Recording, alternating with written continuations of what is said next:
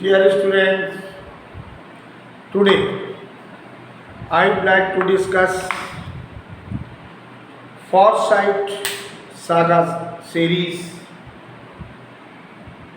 which are the Foresight Chronicles. Today we are going to consider.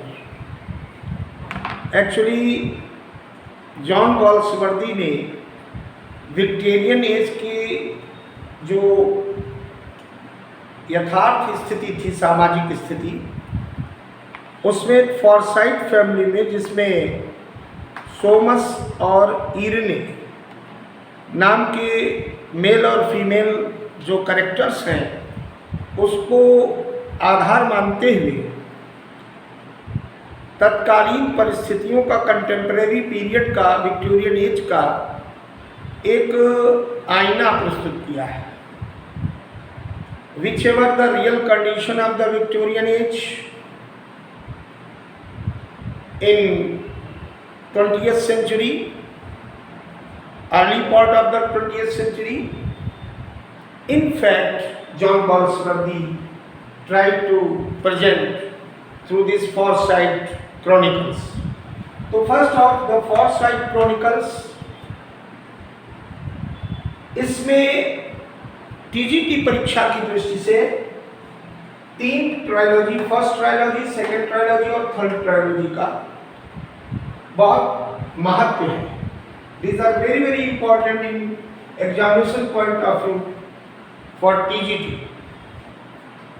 The Foresight Saga 1922 की जो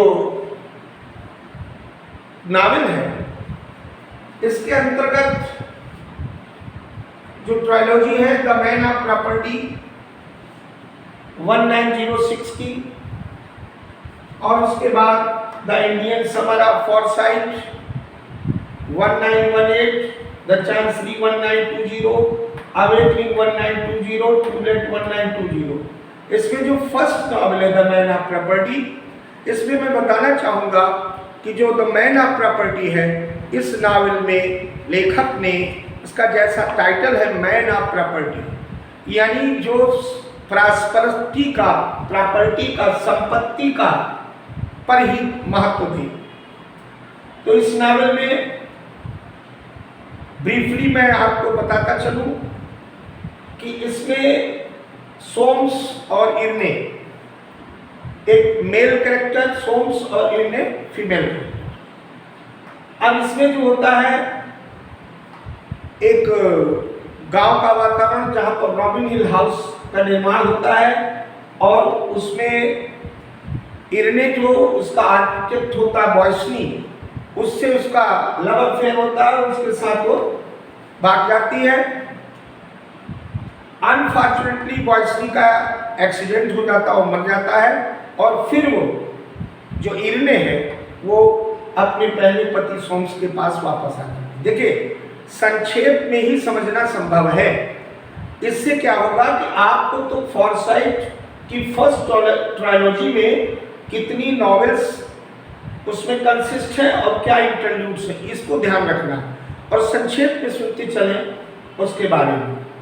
तो man of property में ये हो गया. फिर आया था इंडियन समर ऑफ फॉरसाइट 1980. इसमें एक मनोरंजक कहानी ये है कि इरने जो है लस्ट फॉर मनी, धन की वासना से, पैसे की कामना से, वो जो है ओल्ड जॉनी ऑन से विवाह करने को सोचती है, यानी उससे. लेकिन विवाह तो दूर की बात, वो बूढ़ा ओल्ड जॉनी ऑन उससे प्यार का दिखावा करती है, और वो बहुत ही मेंटली और फिजिकली फटीग्ड है, एग्जॉस्टेड है, और उसकी जो इस इंटरल्यूड में, ये थोड़ा इंटरल्यूड इंटरटेनमेंट के लिए होता है. तो गॉल्सवर्दी ने दिखाया कि विक्टोरियन एज में ऐसी स्थिति थी समाज की कि भौतिकवादी जो मेटेरियलिस्टिक व्यू थे, उसमें इरने ने, उसका परिचय इरने के थ्रू दिया है गॉल्सवर्दी ने, और वो उसका पैसा और वो वसीयत में सब उसको नाम कर जाता है, अल्टीमेटली वो मर जाता है, तो उसको दफना दिया गया वहीं रॉबिन हिल हाउस के लॉन में एक ओक ट्री के नीचे।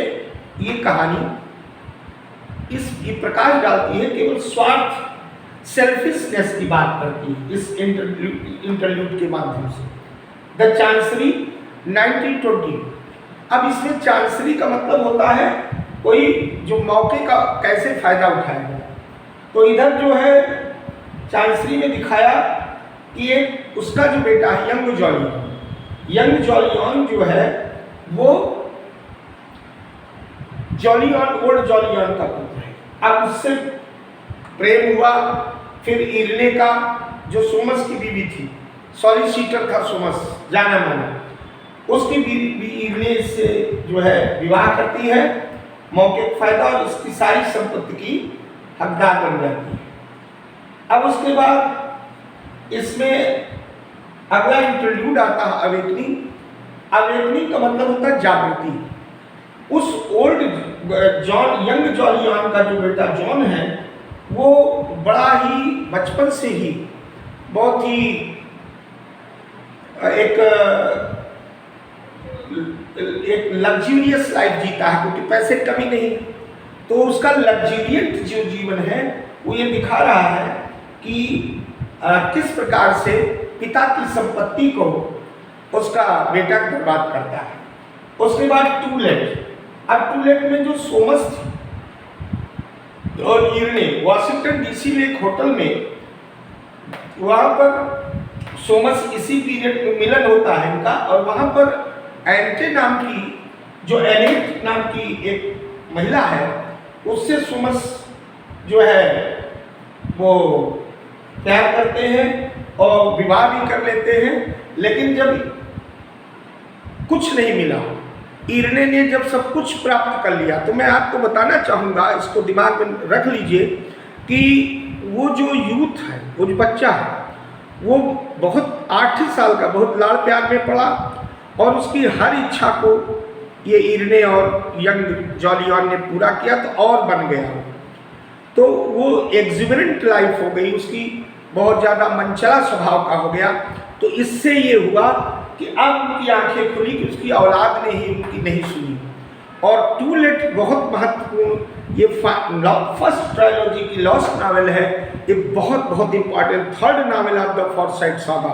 तो इसमें जो है जॉन जो है वो उसको छोड़ देता है जो फ्लोर है, और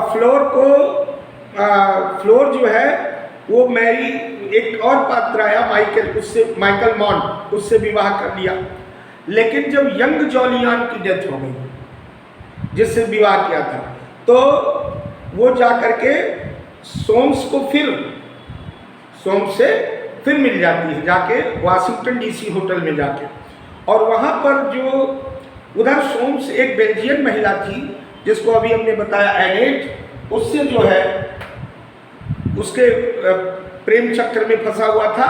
और फिर जो है वह अफेयर रहा, वहाँ पर जाके इरने मिली, लेकिन फिर जो है अब उसका वो दांव, वो जो बार बार शादी करना धन के लोभ में, वो सब खाली गया। तो टू लेट, यानी अब उनको ये हो गया कि उधर सब कुछ खाली हो गया, सब चला गया। तो फिर वो मिल जाते हैं, यहाँ पर ये दिखाया सोमस और इरने। अब ये मॉडर्न कॉमेडी, ये सेकंड ट्रायलॉजी में हम लोग बात करते हैं। इसमें एक आता है द व्हाइट मंकी। देखिए व्हाइट मंकी का मतलब होता है सफेद बंदर। जहाँ तक इस प्रतीकात्मक रूप से देखा जाएगा तो सफेद बंदर चाइनीज बंदर को भी कहते हैं, और ये बड़े चतुर बंदर, वैसे चालाक होता है। लेकिन इसमें ये दिखाया गया कि जो फ्लोर है, उस फ्लोर की और जो माइकल मॉन्ट है जिससे उसका विवाह हुआ, वो क्या होता है कि माइकल मॉन्ट और फ्लोर पहले इसमें दिखाता है गाल्सवर्दी, और एक है जॉन प्रेमी।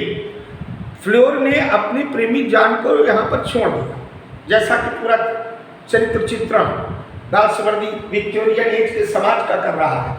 और उस जो छोड़ दिया और विवाह कर लिया फ्लोर ने जो है माइकल मॉन्ट से। अब वन साइडेड लव है, माइकल जो है, अच्छा इधर ये देखिए, माइकल बॉन्ड जो है वस्तुतः फ्लोर से प्यार करता है, लेकिन फ्लोर तो केवल चालबाजी से। फ्लोर कौन है? ये सोमस की डॉटर है। अब देखिए परंपरागत फैमिली में कैसे संस्कार होते हैं ये दिखा रहा है ड्रामेटिस्ट। तो वो विवाह कर लेता है, करने को कहता है, लेकिन ये इसमें वन साइडेड लव दिखाया गया है। माइकल बॉन्ड तो चाहता है लेकिन फ्लोर नहीं चाहती। फिर सिल्वर स्पून, चांदी का चम्मच। मैं आपको बताना चाहूँगा कि जो विलमोंट फ्लोर और मॉन्ट अपने नए घर में जो बहुत आलीशान, fashionable, well versed, well decorated, highly decorated बनवाया, उस घर में रह रहे हैं और उसमें बड़े मनोरंजन और सुख साधन उपलब्ध हैं। फ्लोर जो है अपने पिता सोम्स से बहुत प्यार करती है, ये इसमें दिखाया गया। सिल्वर स्पून का मतलब वैभवपूर्ण जीवन है उसका। उसके बाद ये 1926 the swan song. Swan song एक परंपरा ये है कि जब भी ये आता है, स्वान जो है अपनी मृत्यु से पहले गीत गाता है। ये एक कॉन्सेप्ट, माइथोलॉजिकल कॉन्सेप्ट है और इसमें टाइटल लिया द स्वान सॉन्ग अर्थात हंस का गीत। इसमें मैं एक चीज क्लियर कर दूं, जहां इस पर पेच हुई बात है, ये कंक्लूजन है, ये कंक्लूजिव नावल है ए मॉडर्न कॉमेडी की। कंक्लूजिव नावल में फाइनल नावल है, इसमें जो थॉट प्रोवोकिंग, विचारों को किस प्रकार से बल मिलता है, किस प्रकार से विचारों को एक गति मिलती है, उसको ड्रामेटिस्ट ने बखूबी प्रस्तुत किया है। और ये मैं बताऊंगा कि जब विक्टोरियन युग का पतन हो रहा था, उस समय की स्थिति का वर्णन है इसमें। इंटरल्यूड्स, ए साइलेंट विंग, नाम से ही आपको पता है इस साइलेंट विंग का मतलब होता है खामोश प्रणय। तो इसमें खामोश प्रणय की गाथा है। और पासर्स बाई में ये दिखाया गया है कि जो फ्लोर है और उसका पति सोमस, वो वाशिंगटन डीसी होटल में अचानक वहाँ से गुजरने वाले दो व्यक्ति हैं। बहुत ही एक संयोग बस होटल में अचानक जॉलियन, वो जो जॉलियन है और उसकी पत्नी एन मिल जाती है पासर्सबाई में। इसी को लेखक ने, ड्रामेटिस्ट ने दिखाया कि अचानक मिलन हुआ पासर्सबाई। वो वहाँ पर वाशिंगटन डीसी में गए तो वहाँ पर ये आप जॉलियन और एन वहाँ पर भेंट हो जाती है। अब संक्षेप में हिंट है। उसके बाद थर्ड ट्रायलॉजी का जहाँ तक सवाल है, the end of the chapter, इसमें पहली नॉवेल है मेड इन वेटिंग। जैसा कि नाम है, मेड माने दासी, नौकरानी, वेटिंग माने प्रतीक्षा। तो मेड इन वेटिंग में एक चार्वेल या चैरल फैमिली की पात्रा है, उसका नाम है डिन्नी। वो ह्यूबर्ट की बहन है और वो ये दिखाया गया कि जीवन में अपने प्रेम को पाने के लिए संघर्ष करती है वेटिंग में। फिर फ्लावरिंग वाइल्डनेस जो 1932 का की नावल है, the end of the chapter का सेकंड नॉवेल ट्रायलॉजी के अंतर्गत, इसमें ये दिखाया गया कि वो जो चार्वेल परिवार है उसकी कहानी कैसे फ्लावरिंग होता है, किस प्रकार से उस चैरल परिवार का जो पुष्पित पल्लवित होना होता है लेकिन वाइल्डनेस होता है, उसमें भी संस्कार अच्छे नहीं रहते।